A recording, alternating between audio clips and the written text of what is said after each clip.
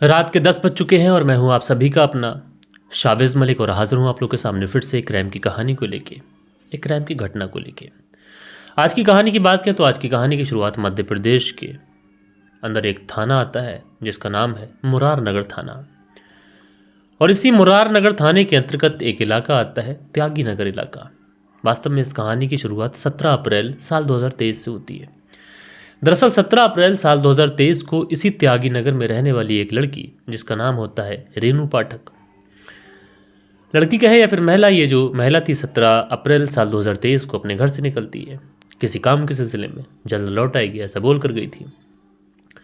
लेकिन दोस्तों काफ़ी ज़्यादा समय गुजर जाता है, लेकिन जो रेनू पाठक होती है लौट कर नहीं आती है। अब जब रेनू पाठक लौट कर नहीं आती है तो परिवार वालों को चिंता होती है, परेशानी होती है। वो रेनू को ढूंढने की कोशिश करते हैं, उसका मोबाइल नंबर ट्राई करते हैं।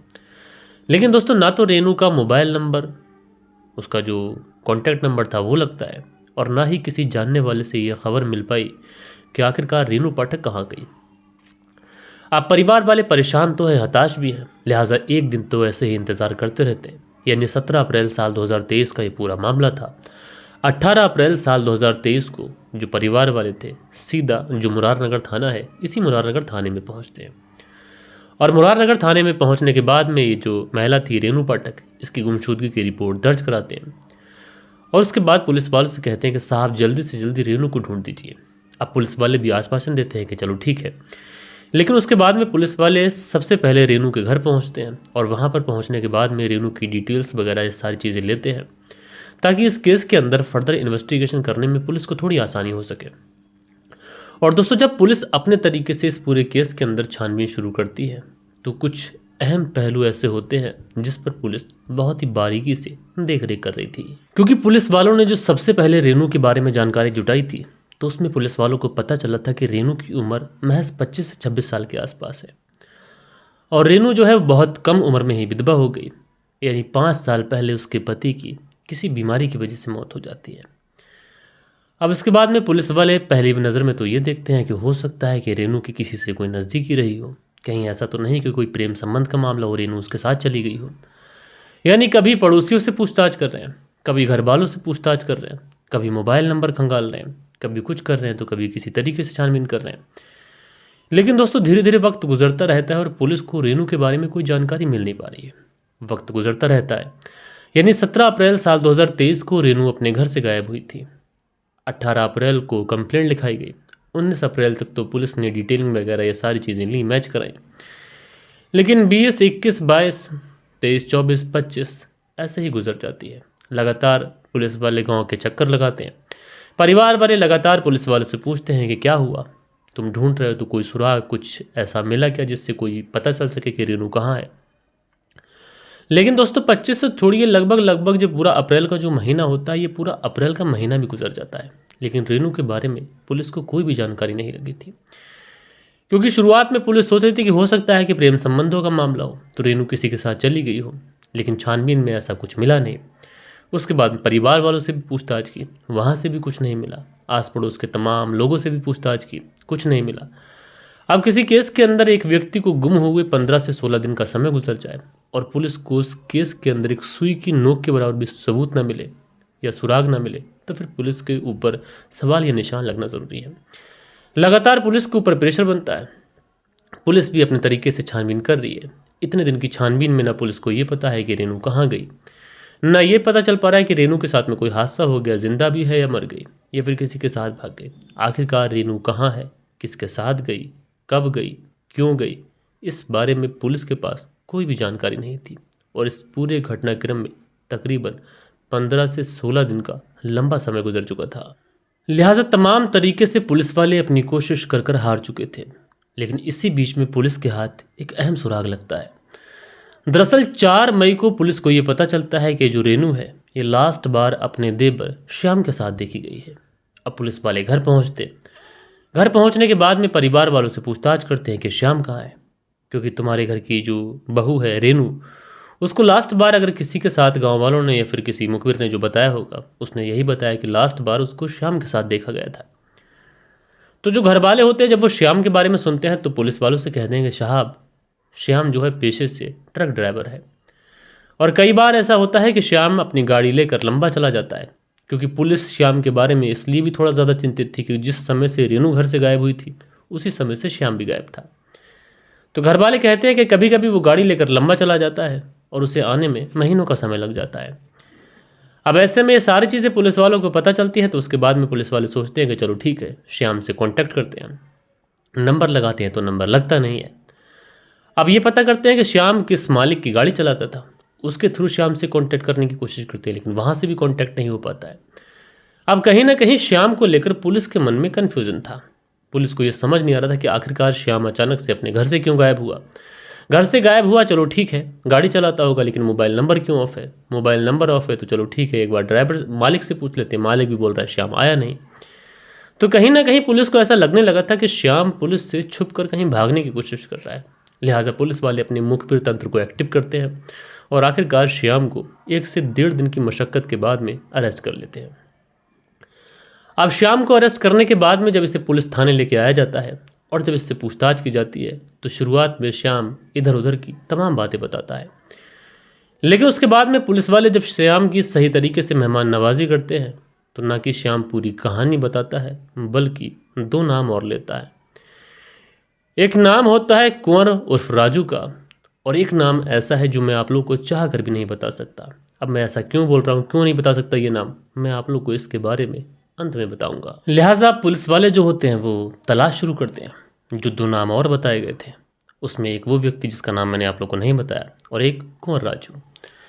लिहाजा जो कुंवर राजू होता है ये तो फरार होता है, लेकिन जो दूसरा वाली व्यक्ति होता है ये पुलिस की गिरफ्त में आ जाता है। उसके बाद पुलिस इसे पुलिस थाने लेके आती है। यहाँ पे लाने के बाद में जो श्याम था, रेनू का देवर, उससे और ये जो व्यक्ति था, इन दोनों से पूछताछ करती है।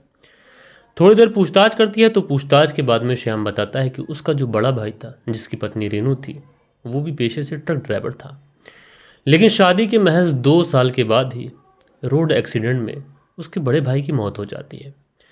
अब जब भाई की मौत होती है तो परिवार की, रिश्तेदारों की, सब लोगों की सिंपैथी जो थी वो कहीं ना कहीं रेनू के साथ थी, क्योंकि रेनू जो थी महज 2 साल ही सुहागन रही। लोग कहने लगे कितनी अभागन है, शादी करके आई, महज 2 साल ही पति का सुख देख पाई, उसके बाद पति इस दुनिया को छोड़कर चला गया, रेनू विधवा हो गई। अब ऐसे में सारे लोग रेनू के प्रति सिंपैथी दिखाते थे, सारी ही चीज़ें ठीक ठाक चल रही थी।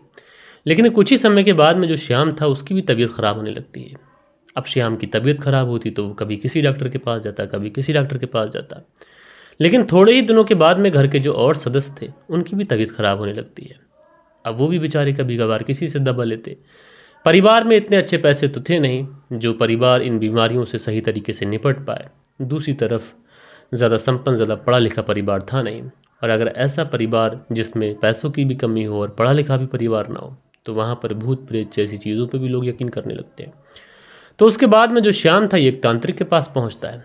तांत्रिक के पास पहुँचने के बाद में अपनी पूरी कंडीशन बताता है। कहता है कि साहब, एक भाई था, रोड एक्सीडेंट में उसकी मौत हो गई, उसकी पत्नी विधवा है, घर पे है, मेरी भी तबीयत ख़राब रहने लगी है, बाकी परिवार के और सदस्य की तबीयत ख़राब है, साहब क्या करें, कैसे घर का परिवार का गुजारा करें, बाबा मदद कीजिए। तो जो तांत्रिक बाबा होते हैं वो कहते हैं कि देखो, तुम्हारी जो भाभी है वो खुद से एक तांत्रिक है और उसके कहीं पर अवैध संबंध भी हैं, और उसी अवैध संबंध को पाने के लिए वो तुम्हारे परिवार पर टुटका, जादू टोना, ये सारी चीज़ें कर रही है। तुम्हारे भाई के ऊपर भी उसने ऐसा ही किया, तुम्हारे ऊपर और बाकी परिवार के ऊपर। और अगर तुम्हारी भाभी रेनू का इलाज ना किया गया तो फिर ऐसे ही पूरे परिवार को तड़प तड़प कर अपनी जान देनी पड़ेगी। अब तांत्रिक ने ये जो बातें बताई थी ये बहुत ही इशारों इशारों में बताई थी, लेकिन कहीं ना कहीं श्याम इन बातों को बहुत ज़्यादा सीरियस ले चुका था। कहते हैं ना कि जब इंसान रात के अंधेरे में चलता है और उसको थोड़ा सा खौफ आता है तो उसे जो रोड के किनारे झाड़ियाँ खड़ी हुई होती हैं वो भी चोर नज़र आती हैं, वो भी उसे भूत नज़र आते हैं। अब ऐसे में ही श्याम को अपनी भाभी के ऊपर डाउट होने लगता है। उसको लगता है कि हाँ, उसकी भाभी अब किसी से बात कर रही है, हाँ उसकी भाभी अब कोई जादू टोना कर रही है। इस तरीके के ख्यालात लगातार उसके जहन में चलते रहते हैं। अब ये सोचता है कि क्यों ना ऐसा हो कि ये अपनी भाभी को रास्ते से हटा दे और उसका जो परिवार है कम से कम वो तो बच जाएगा। उसके बाद में ये अपने दोस्त कुंवर राजू को अपने साथ लेता है, एक और दोस्त जिसकी उम्र उस समय होती है 17 से 17.5 साल के आसपास, जो नाबालिग होता है, उसको अपने साथ लेता है। और उसके बाद में ये पहुंच जाता है बड़ा गांव में। बड़ा गांव में ये अपना ट्रक लेके आता है। ट्रक लेने के आने के बाद में भाभी को कॉल करता है कॉल करने के बाद में भाभी जो थी बेचारी टिफ़िन वगैरह बना के ले जाती है। उसके बाद में भाभी से कहता है कि तुम भी बैठ जाओ। दो दोस्त तो उस गाड़ी के अंदर ऑलरेडी बैठे हुए थे। उसके बाद में गाड़ी में ये गाना चलाता है, आज फिर तुम पर प्यार आया है। फिर गाड़ी ऐसे ही चलती रहती है, गाने यूं ही बदलते रहते हैं। फिर थोड़ी ही देर के बाद में एक गाना आता है, नायक नहीं खलनायक हूँ मैं। और उसी गाने को ये भी सुनता है, भाभी भी सुन रही है। उसी समय अपने जिस्म से, अपनी जेब से एक चाकू निकालता है और उस चाकू से अपनी भाभी के ऊपर ताबड़ा तोड़ वार कर देता है। वो इतनी बेरहमी से अपनी भाभी के ऊपर टूट पड़ता है कि उसको कुछ समझ नहीं आ रहा था कि आखिरकार उसका देवर उसको किस किए की सज़ा दे रहा है। और पहले उसकी हत्या करता है। हत्या करने के बाद में अपने दोनों दोस्तों के साथ मिलकर कंबल में शव को लपेटता है और उसके बाद में झांसी ललितपुर के पास एक नदी पड़ती है, उसी नदी में ले जाकर उस डेड बॉडी को फेंक देता है। हालांकि जब तक ये रिपोर्ट लिखी गई थी, जब तक ये न्यूज़ पब्लिक हुई थी, जब तक इस डेड बॉडी की कहीं से कोई बरामदगी नहीं हुई थी। हालांकि पुलिस ने गोताखोरों की मदद ली, लेकिन उसके बावजूद भी डेड बॉडी का कहीं से कुछ पता नहीं चल सका। और दोस्तों, अगर डेड बॉडी नहीं मिल पाती है तो जैसा श्रद्धा वालकर वाले केस में हुआ, आफ्ताब ने पहले तो कबूल किया लेकिन बाद में कोर्ट के सामने पलट गया। अगर डेड बॉडी मिलेगी तो कम से कम मर्डर स्टैब्लिश किया जा सकता है, अदरवाइज थोड़ा सा कॉम्प्लिकेशन आती हैं। बहरहाल दोस्तों, इस कहानी में आप लोगों ने देखा कि देवर ने महज शक के आधार पर अपनी भाभी का कत्ल कर दिया। आप लोग इस पूरी स्टोरी को किस तरीके से देखते हैं, अपनी राय मुझे कमेंट्स बॉक्स में ज़रूर से ज़रूर दीजिएगा। बाकी कल के दिन आप लोग के कुछ प्यारे प्यारे कमेंट्स भी थे, वक्त होता है कि आप लोगों के कमेंट्स पढ़ लिए जाएं। सो दोस्तों, कल के दिन जो आप लोगों के कुछ कमेंट्स आए थे, इसमें राधेश्याम शर्मा सिरसी जयपुर राजस्थान से कहानी लिखते हैं रोज़ कहानी सुनना कहीं ना कहीं तो पैर दो रोज़ में गायब हो, सॉरी प्रेम कहानी जानते हुए भी शादी करने वालों की गलती है। अच्छी बात कही आपने। हाँ, कभी कभी गायब हो रहा हूँ लेकिन चीज़ें सुधर रही हैं और पहले से नॉर्मल हो रही हैं। दिनेश कुमार लिखते हैं नाइस, बहुत अच्छी कहानी है, तो मेरे भाई शुक्रिया आपका। दिनेश कुमार आगे लिखते हैं नमस्कार भाई साहब, बहुत बढ़िया अंदाज है आपका कहानी सुनाने का, तो शुक्रिया भाई। फिरोज़ आलम लिखते हैं बिग फैन भाई, तो शुक्रिया मेरे भाई। उसके बाद में सचिन चौधरी जी प्यारा सा कमेंट्स करते हैं, मेरे भाई शुक्रिया आपका।